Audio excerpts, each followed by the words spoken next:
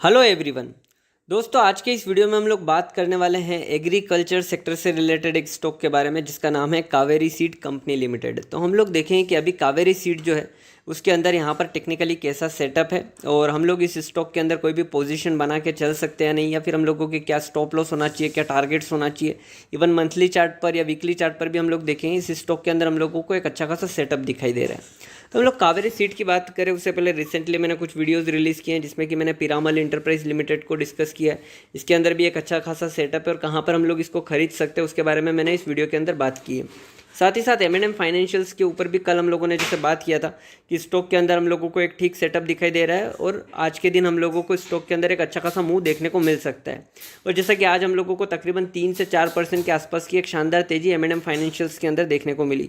Info as के ऊपर भी मैंने रिसेंटली वीडियो बनाया, मैंने देखा नहीं आज इसने कैसा मूव दिया है, लेकिन इसके अंदर भी एक अच्छा खासा सेटअप था। अडानी पावर के ऊपर मैंने रिसेंटली एक वीडियो रिलीज़ किया, लेकिन ये जो है अपनी एक मेजर ट्रेंड लाइन को आज ब्रीच किया है। तो हम लोग देखेंगे कि मंडे ये उसके नीचे जाता है या फिर उसके ऊपर फिर से आता है, हम लोगों को देखना पड़ेगा। मंडे का जो है वो ट्रेडिंग सेशन इसके लिए काफ़ी इंपॉर्टेंट होगा। रिसेंटली उसके अलावा मैंने रूट मोबाइल, नेरोलैक पेंट्स ये सभी को डिस्कस किया। आईटीसी शेयर के अंदर एक अच्छा खासा सेटअप है। तो ये रिसेंट वीडियोस है, अगर आप चाहें तो इन स्टॉक्स के अंदर अगर इंटरेस्टेड हो तो एक बार इन वीडियोस को ज़रूर देखें।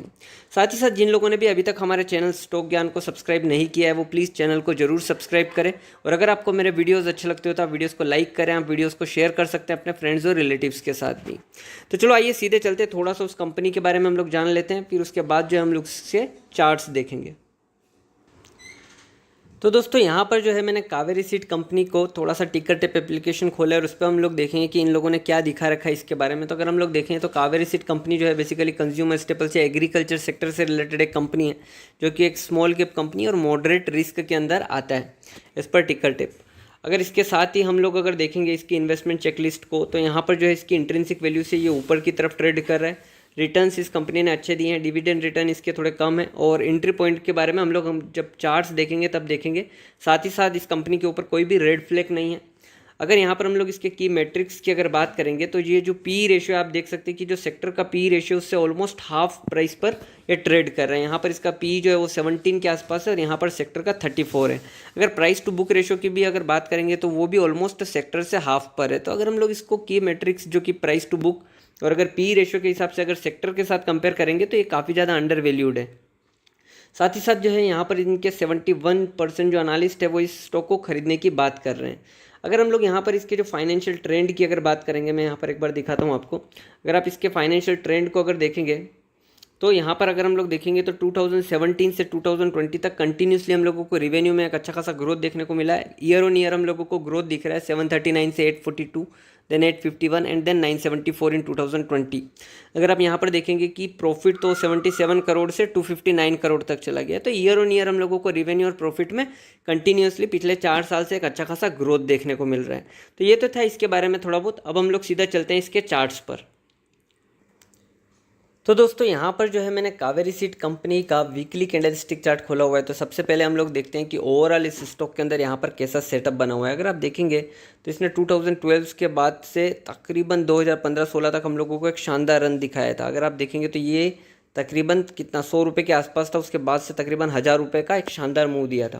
उसके बाद जो है हम लोगों को स्टॉक के अंदर काफ़ी बड़ा फॉल देखने को मिला और 2015-16 से अगर आप देखेंगे तो ये स्टॉक एक रेंज के अंदर ही हम लोगों को ट्रेड होते हुए दिखाई दे रहा है। अगर आप देखेंगे तो तकरीबन 2015 से जो है हम लोगों को अभी ये 2021 हो गया। और अगर हम लोग इसकी रेंज को अगर देखेंगे यहाँ पर तो अपसाइड में तकरीबन 700 रुपये के आसपास या 650 रुपये के आसपास का एक मेजर रेजिस्टेंस था और नीचे में इसके लिए जो मेजर सपोर्ट था वो तकरीबन 350 के आसपास था। तो ये जो 350 पॉइंट 300 पॉइंट की जो रेंज थी इसके अंदर स्टॉक ने तकरीबन 5-6 साल बीता है। उसके बाद अगर आप देखेंगे तो यहाँ पर इसका जो एक मेजर रेजिस्टेंस एरिया जो था 650 से 700 के बीच का, उसको इस स्टॉक ने ब्रेक किया और उसके बाद तकरीबन 800 रुपीज़ के आसपास का एक हाई लगाया। और अभी अगर हम लोग देखेंगे तो तकरीबन 750 रुपीज़ के आसपास ये स्टॉक ट्रेड कर रहा है। तो इसका जो एक मेजर रेजिस्टेंस एरिया अगर मैं कहूँगा तो वो इस स्टॉक ने ब्रेक किया है, यानी ओवरऑल एक बड़ा ब्रेकआउट स्टॉक ने हम लोगों को यहाँ पर दिखाया है, जो कि अगर हम लोग देखेंगे तो तकरीबन 650 से 700 की रेंज में आ रहा है। तो ये जो एरिया था इसको यहाँ पर स्टॉक ने ब्रेकआउट दिखाया। अभी हो सकता है एक पॉसिबिलिटी हम लोगों को देखने को मिल सकती है कि ये ब्रेकआउट देने के बाद स्टॉक फिर से यहाँ पर एक बार रीटेस्ट करने आए, जो कि तकरीबन 680 से 700 के बीच में जो है यहाँ पर कहीं पर हम लोगों को ये स्टॉक एक बार रीटेस्ट करते हुए इस लेवल को देखने को मिल सकता है, जो कि यहाँ पर हम लोग अगर देखेंगे ये अपसाइड में ये पॉइंट हम लोगों को दिख रहा है तकरीबन 712 और नीचे में ये जो दो लाइंस हम लोगों को दिख रही है तकरीबन 650 670 के आसपास। तो ये जो रेंज है अगर कोई लॉन्ग टर्म पर्सपेक्टिव से अगर इस स्टॉक को देख रहा है तो ये एक शानदार बाइंग रेंज होगी, क्योंकि अगर हम लोग जब भी देखते हैं कि कोई भी एक बड़ा फॉल या एक बड़े मूव के बाद एक फॉल होता है, फिर अगर रेंज में अगर कोई भी स्टॉक ट्रेड करता है और अगर उस रेंज को ब्रेकआउट देता है तो फिर हम लोगों को उसके अंदर काफ़ी फास्ट और काफ़ी अच्छा खासा मूव देखने को मिलता है। तो सिमिलरली इस स्टॉक ने भी किया है। अगर आप देखेंगे तो यहाँ पर हम लोगों को एक अच्छा खासा मूव दिखाया, फिर इसके अंदर एक सडन डाउनफॉल आया और फिर एक रेंज में इसने काफ़ी टाइम तक ट्रेड किया, इवन ईयर्स तक 5-6 साल हो गए इसको इसी रेंज में ट्रेड करते, और फाइनली ये जो रेक्टेंगल टाइप का जो शेप था इसको इसने ब्रेक किया है। तो एटलीस्ट अगर हम लोग इस रेक्टेंगल की हाइट भी देखेंगे तो 350 से 700 के आसपास इसने जो ब्रेकआउट दिया है, तो तकरीबन 350 पॉइंट फिर से हम लोगों को दिखना चाहिए, जो कि तकरीबन 1100 रुपये के आसपास के टारगेट बनते हैं। तो 1100 रुपये इसका प्रीवियस हाई भी है, तो एटलीस्ट हम लोगों को ये स्टॉक इसके ऑल टाइम हाई तक जाने को देखने को मिल सकता है। तो ये था इसके लिए लॉन्ग टर्म पर्सपेक्टिव से अगर कोई इसको देख रहा है थोड़ा। अगर हम लोग स्मॉलर टाइम फ्रेम में देखेंगे, सपोज डेली कैंडलस्टिक चार्ट अगर मैं देखता हूँ यहाँ पर अभी करंटली इसके अंदर क्या चल रहा है, तो मैं यहाँ पर आवरली खोलता हूँ, ज़्यादा बेहतर रहेगा।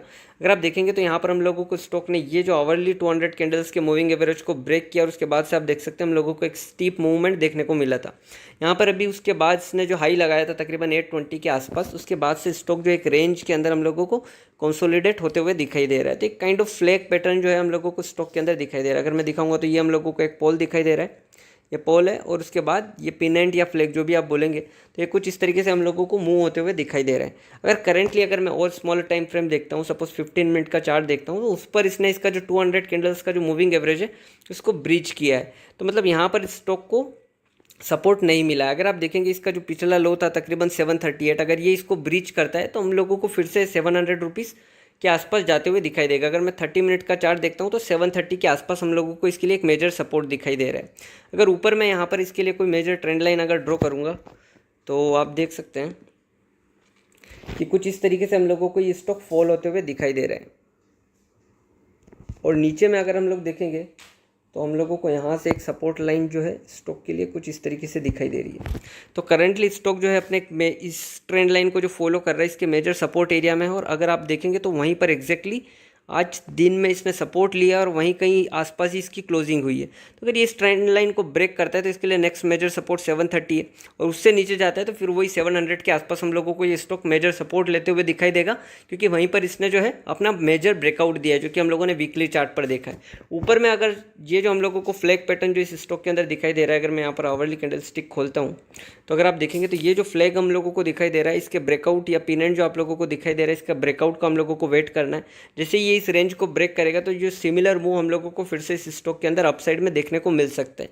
तो जो भी अगर इसको शॉर्ट टर्म पर्सपेक्टिव से देख रहा है तो आप लोगों को जो इसके मेजर लेवल से जो कि तकरीबन 775 के आसपास, जैसे ये लेवल से ये स्टॉक ब्रेक करेगा हम लोगों को स्टॉक के अंदर फिर से ज़बरदस्त तेज़ी देखने को मिलेगी। और इसके लिए जो फर्स्ट टारगेट्स रहेंगे वो इसके जो अभी जो रिसेंटली इसने जो हाई लगाया था 820 के आसपास, और उसके बाद से जो पोल हाइट है वैसा सिमिलर मूव हम लोगों को फिर से इसके ऊपर की तरफ देखने को मिल सकता है।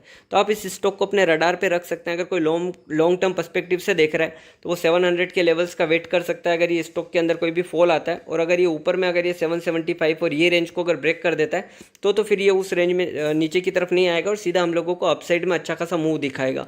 और अगर नीचे की तरफ आता है तो 700 680 ये जो रेंज है 30-40 पॉइंट्स की, अगर कोई लॉन्ग टर्म पर्सपेक्टिव से देख रहा है तो इस रेंज में वो बाय करके चल सकता है, और आने वाले टाइम में ये स्टॉक बिल्कुल अपने ऑल टाइम हाइज जो है वो दिखा सकता है। तो यही था मेरा व्यू कावेरी सीड कंपनी के ऊपर, और अगर आपको ये वीडियो अच्छा लगा हो तो प्लीज़ आप वीडियो को जरूर लाइक करें और चैनल को सब्सक्राइब करना ना भूलें। So thank you very much, thank you all of you.